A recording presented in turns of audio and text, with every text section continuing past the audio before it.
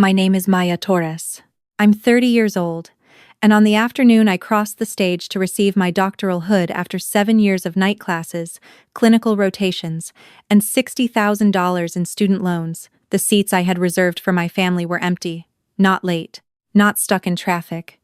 Empty, completely, deliberately, photographically, empty. My advisor leaned in while we waited backstage and asked, quietly, if I wanted to delay the procession a few minutes. I said no.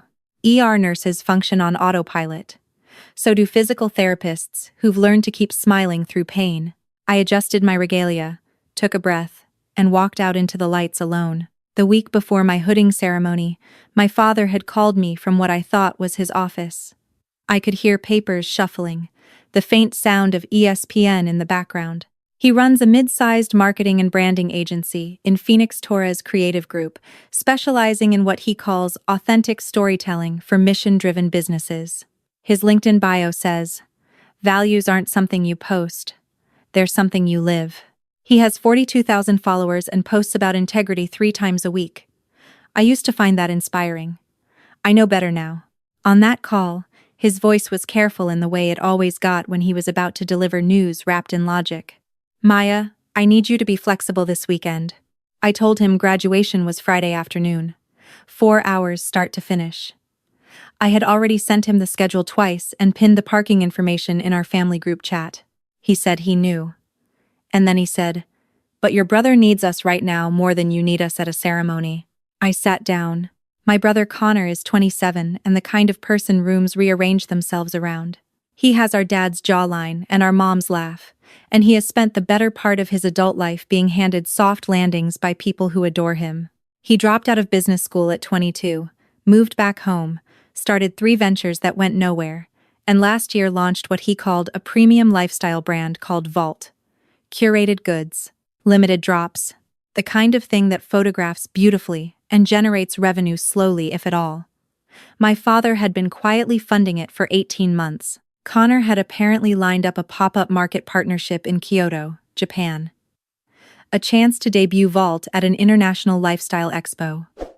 My father said it was the break Connor had been working toward. He said, "You understand timing, Maya. You're the responsible one. You always land on your feet."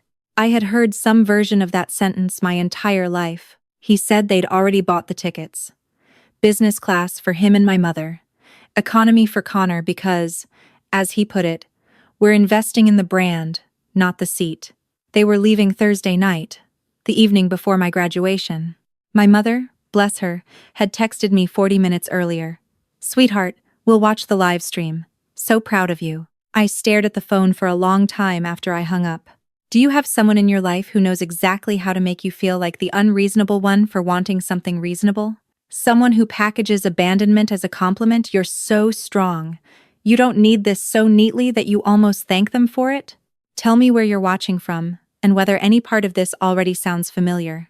I told myself it wasn't personal. I told myself Connor's opportunity was real, and timing was genuinely complicated, and I was 20 days away from being a doctor of physical therapy, and nothing could take that from me. I called my best friend Daniela, who drove 4 hours from Tucson to sit in the family section, and she wore a blazer and cried during the processional and took 47 photos, and I told myself that was enough. It almost was. Then, Daniela showed me her phone during the reception. Connor had posted to his Instagram stories from the Kyoto Expo. A series of videos. Lantern-lit streets at night. Ramen at what he captioned the most underrated bowl in Honshu. My parents in a rooftop bar. My mother in a kimono she'd rented. My father holding up a glass of Sapporo with the caption, "Supporting the next generation of builders. Couldn't be prouder." He had tagged my father. My father had reposted it to his own account with the comment, "That's my son." The timestamp on the rooftop photo was 4:47 p.m. Pacific. My hooding ceremony had ended 17 minutes earlier. I opened the family group chat. No messages. Not one.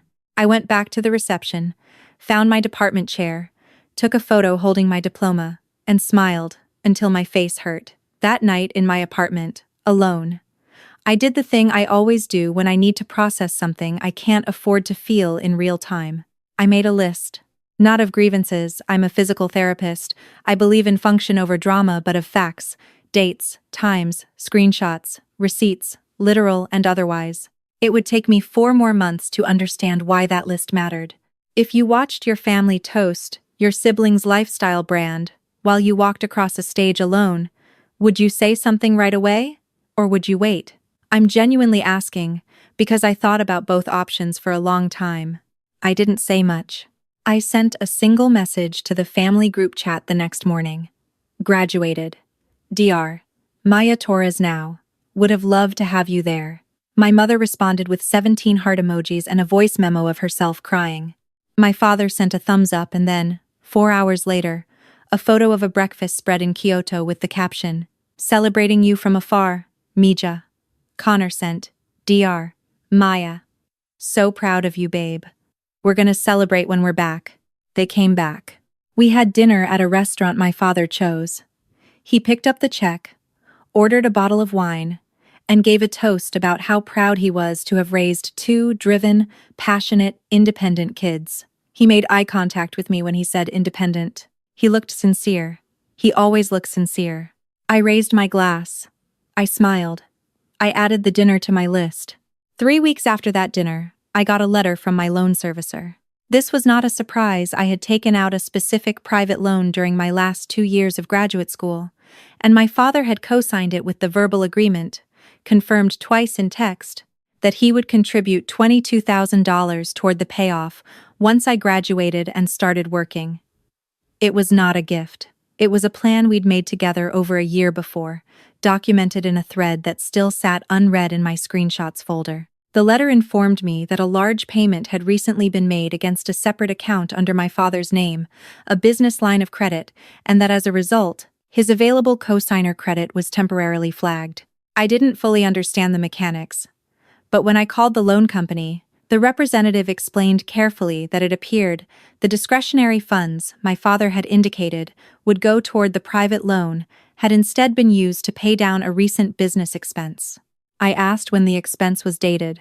She gave me a range. It landed squarely in the week of the Kyoto trip. I put the phone down and sat very still for about 4 minutes. Then I opened my laptop, created a folder, and named it Vault Receipts. My father had redirected the money he'd promised me for my student loans to cover Connor's Japan Expo costs. He had co-signed my debt, verbally promised a contribution to pay it down, and quietly rerouted those funds to his Golden Child's brand launch the same weekend he skipped my graduation to cheer Connor on from a rooftop bar in Kyoto. I want to ask you something honestly. When you find out that someone you love has not just hurt you emotionally, but has also taken something tangible from you, money, a resource, a future you planned around, does the anger feel different? Because it did for me. The graduation felt like a wound. This felt like a decision. I did not confront him. Not yet. I called Daniela, who is a paralegal and the most methodical person I know, and I asked her how to document a verbal financial agreement that had been broken. She told me to get everything in writing, pull the text chain, and note dates and context for every exchange. I spent a weekend doing exactly that. My regular life continued. I worked. I treated patients, stroke survivors, relearning to walk, athletes rebuilding after surgery, elderly men and women who held my hands and said thank you with their eyes before they could say it with words. I went home. I called my grandmother on Sundays. I went on 2 mediocre dates.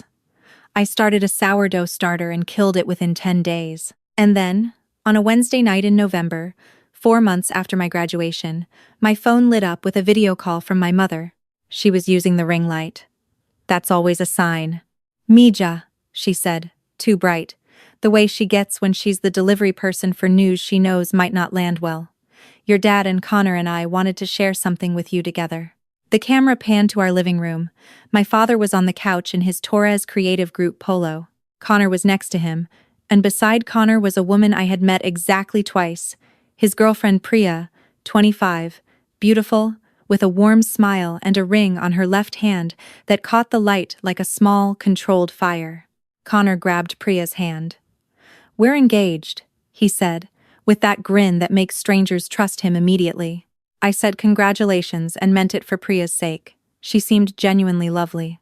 She worked in product design, spoke 3 languages, and as far as I could tell, had no idea what she was walking into. Then my father cleared his throat. "We're planning the wedding in Kyoto," he said. "Same venue that hosted the vault launch. The expo coordinator connected us with a wedding planner there. It's going to be a small destination ceremony, family only, immediate circle at a traditional inn outside the city." He smiled at me. "And of course, we all agreed. It wouldn't feel complete without you there, Maya. We'd love for you to fly out and stand up for Connor, be part of the celebration." My mother's ring light reflected in her eyes like two small suns. "This will be our chance to all be together, to make things right." There it was. Make things right. Not an apology, not an acknowledgement, just a forward-looking invitation to perform togetherness at the location where they had toasted each other while I graduated alone. "Who's covering travel costs?" I asked. A beat too long of silence. "We're handling the venue and accommodations," my dad said. "Flights would be on you and your partner, if you're bringing someone. But we thought, and this is the exciting part, we thought we could use part of the family fund we set aside. You know, the contribution we'd talked about for your loans. We'd redirect a portion towards shared family travel, kind of like spreading it across the family as a whole. More meaningful that way, right?" He said this with the same voice he uses in his LinkedIn videos. Warm, measured. Like he was doing me a favor by repackaging what he owed me into something I was supposed to be grateful for. I told him I'd think about it. After we hung up, I sat in my kitchen for a long time, with my hands wrapped around a mug of tea that had gone cold. Then I opened the Vault Receipts folder. I added a new subfolder. I named it Kyoto Wedding, and then I booked my own flight. If the people who owe you an apology invited you back to the exact place where they hurt you, handed you a microphone, and asked you to bless their family in front of everyone they care about, would you go? I went. But not to play my part. I went because, for 30 years, I had been the responsible one. The one who adjusted, the one who swallowed, the one who smiled through it so no one would call me difficult. I was done adjusting. I was ready to be accurate. Kyoto in late spring is exactly as beautiful as the photos suggest, and exactly as disorienting when you're arriving for a reckoning instead of a reunion. The traditional inn where the wedding was being held sat at the edge of a bamboo grove outside the city, low wooden buildings, stone paths, paper lanterns already strung between the trees for the ceremony. My family was waiting at the entrance like a welcome party. My mother in a floral wrap dress, my father in a linen blazer, Connor glowing with the particular radiance of a man who has never had to wonder whether the room was on his side. Priya stood slightly apart, watching me with what I would later recognize as cautious curiosity. She had done her homework. My father pulled me into a side hug that lasted exactly the right number of seconds. "So glad you made it, Mija. This means everything." I smiled. I had practiced the smile on the flight over. Warm but opaque. The kind that gives nothing away.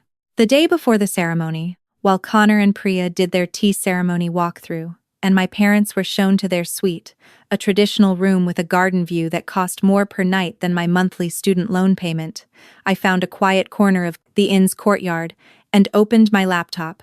I had spent the previous 3 weeks building what I can only describe as a presentation, not a slideshow in the corporate sense. More like a documentary of the last 8 months, assembled with the same methodical patience I use when building a patient's rehabilitation plan. It opened with photos from my graduation, the empty seats, a screenshot of the livestream timestamp, then the Kyoto rooftop posts, timestamped, then the text thread where my father had confirmed the loan contribution twice, months apart, in writing. Then the loan servicer documentation showing the funds had been redirected. Then the Vault business line of credit, which Daniela had helped me obtain through a public records request related to a small business filing my father had submitted. Everything sourced, everything dated, everything formatted to be understood by someone who had never been given my side of the story. I named the file Family, First, Final, Key, and loaded it onto a USB drive the same afternoon. That evening, at the rehearsal dinner, I sat beside Priya's mother, a quietly sharp woman from Chicago who asked good questions and waited for real answers. We talked about our work. She was a retired school administrator, and at one point she leaned in and said, "Your brother talks about you like you hung the moon. I hope you know that." I told her that was kind of him.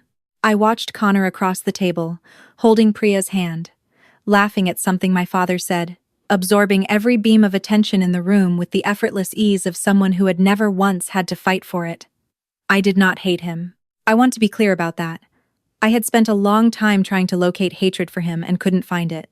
What I found instead was grief, for every school play he'd been celebrated at that I'd attended without fanfare, for every loan that had been co-signed with enthusiasm, for every risk that had been funded, every failure that had been quietly absorbed and reframed as a learning experience.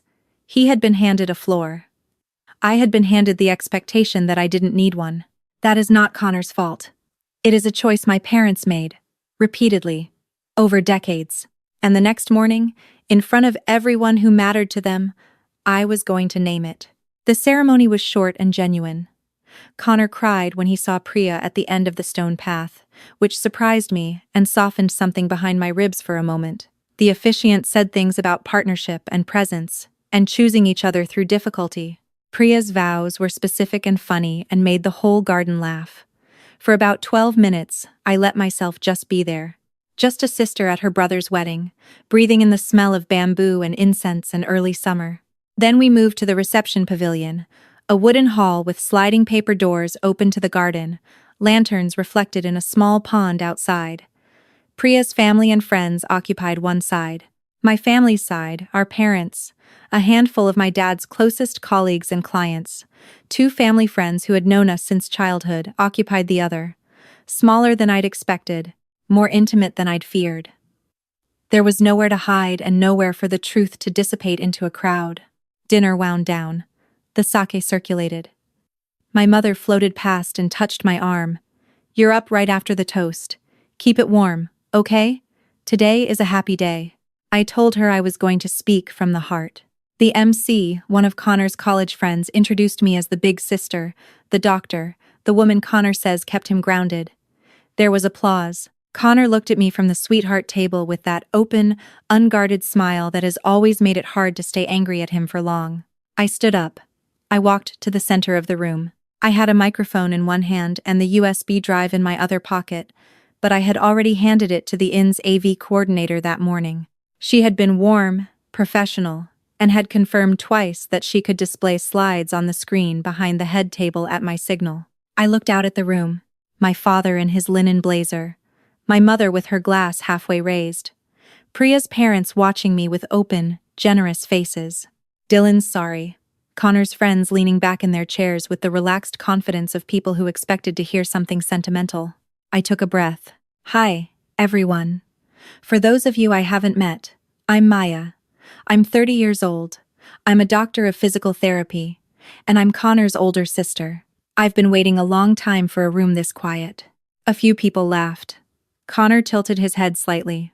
I want to start by saying that, Priya, you are extraordinary. The intelligence and warmth you bring into every room, the way you look at my brother, the specificity of your vows this morning. All of that tells me that you are someone who shows up fully when it matters. I hope you get that back in equal measure. I really do. That's actually the whole reason I'm standing here today. The energy shifted. The way it does when a room realizes a speech has a different destination than expected. Our family has a saying, I continued. You've probably heard it. Family first. It's on my dad's LinkedIn. It's in his company bio. It's something he said at every dinner, every holiday, every milestone, ours and his clients. Family first is kind of the brand. I nodded at the AV coordinator. The screen behind me came to life. The first image was gentle. Connor and me as kids, probably 7 and 4, sitting on the front porch of our old house in Phoenix, sharing a popsicle. The room made the small sound rooms make when they see children being sweet to each other. I graduated with my doctoral degree this past May, I said. It took me 7 years. Night classes, clinical placements, $61,000 in loans that I took out partly because my father co-signed them and verbally confirmed, twice in writing, that he would contribute $22,000 toward the payoff once I finished. I want to be clear that wasn't a gift. It was an agreement. We made it together. The next slide, a screenshot of the text thread. My father's messages, clear and readable, confirming the amount and timing. I had blocked out nothing. There was nothing to hide. The room had gone very still. My graduation ceremony was May 12th. I had reserved 4 seats in the family section. Next slide. A photo of the family section. Taken by Daniela. 4 empty chairs with my family's names on the reserved cards. My parents and Connor were in Kyoto that weekend. I paused. At this resort, actually. For the Vault Launch Expo. Next slide. My father's Instagram repost. The rooftop photo. The caption. That's my son. The timestamp in the corner. Priya's mother set down her sake cup very carefully. I watched the live stream of my own graduation on my laptop, I said. Alone. My best friend drove 4 hours to sit in those seats so I wouldn't cross the stage to complete emptiness. She brought a blazer. I heard a sound from my mother's direction. I didn't look at her. The week after I graduated, I received a letter from my loan servicer. The funds my father had committed to my loan payoff had been redirected. Next slide. The loan servicer documentation. The date range. The business line of credit reference.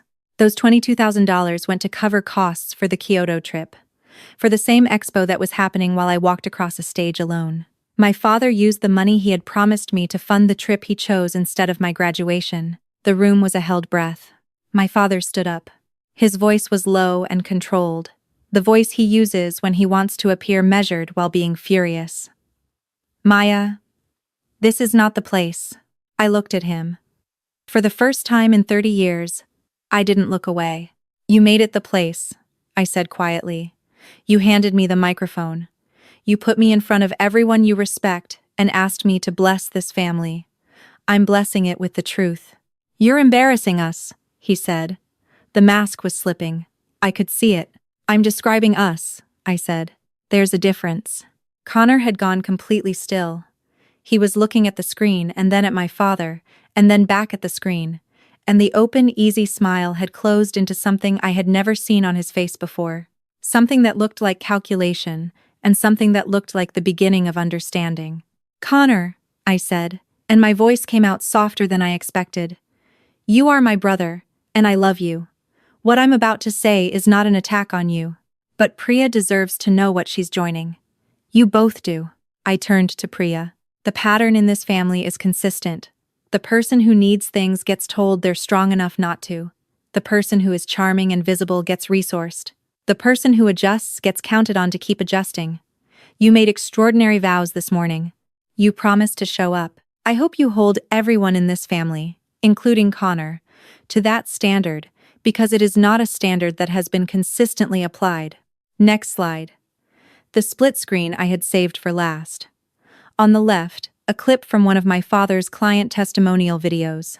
Him in a conference room, earnest and polished, saying, At Torres Creative, we believe your values have to be visible in the hard moments, not just the easy ones. That's what authentic leadership looks like. On the right, the text thread, the loan documentation, the empty chairs. One of my father's long-term clients, a man who ran a regional home-building firm and had worked with Torres Creative for 6 years, leaned forward at his table and stared at the split screen for a long time. You're destroying this family, my mother said from her seat, and I could hear the tears in her voice. And I am not made of stone, and it cost me something to stay standing. I'm not destroying it, I said. I'm describing what it has been. There's a difference, Mom, and I really hope one day you're able to see it. I looked out at the room one more time. I am a physical therapist. Every single day I work with people who are rebuilding something, a knee, a shoulder, a nervous system, a sense of who they are after a body has failed them. And the most important thing I have learned is that you cannot rebuild correctly if you refuse to look at what is actually broken. You can compensate. You can work around it. You can function for years with something misaligned, but eventually it catches up.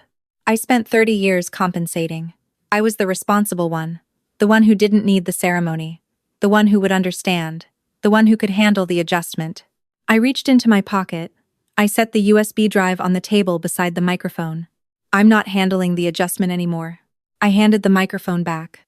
I nodded at the AV coordinator and the screen faded to black.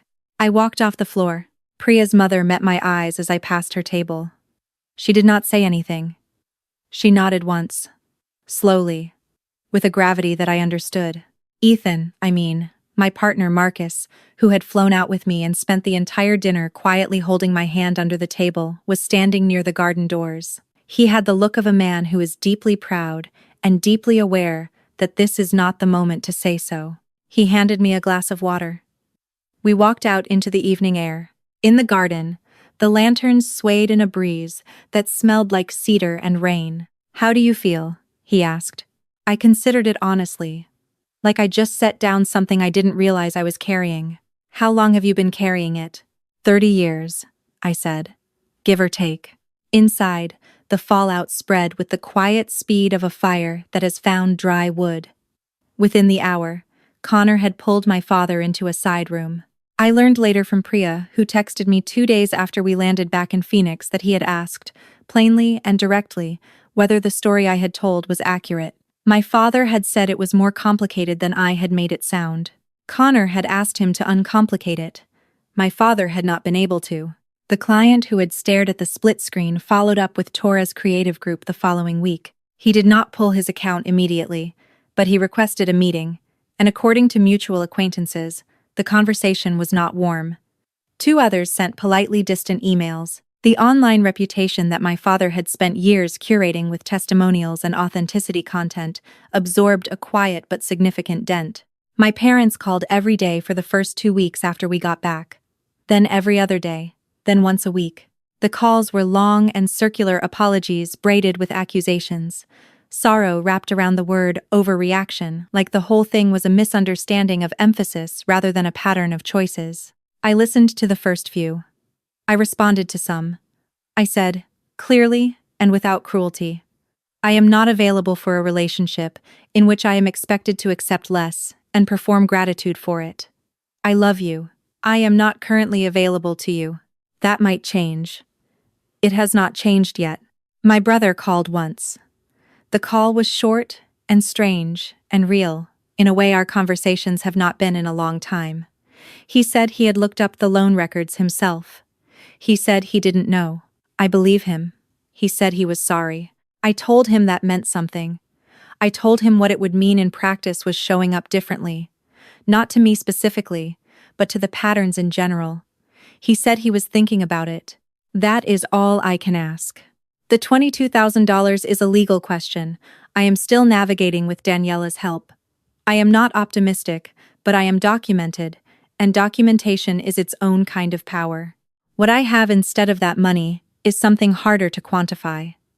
I walk into work now, without the weight of a story I was colluding in. I sleep without rehearsing the version of events that protected everyone else's feelings at the cost of my own clarity.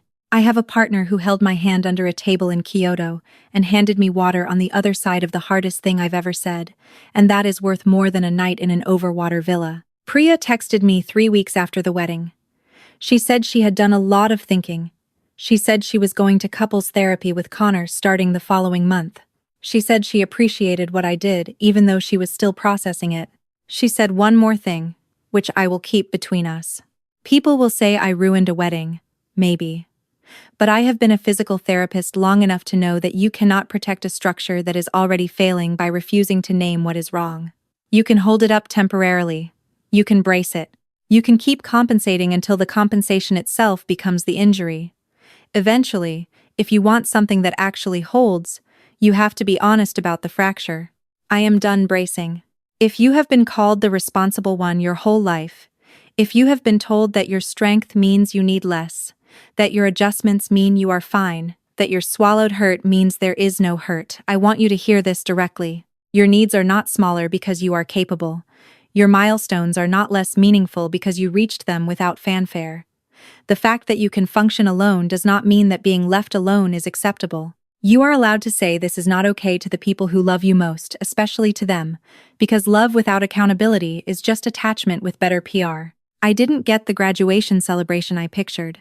I didn't get the father-daughter moment, the family photo in front of the stage, the dinner reservation my mother had promised to make, and then quietly forgot. What I got instead was the knowledge that my worth is not up for a family vote, that my story belongs to me, that I can set it down or I can carry it, but I will not let anyone else decide which it is.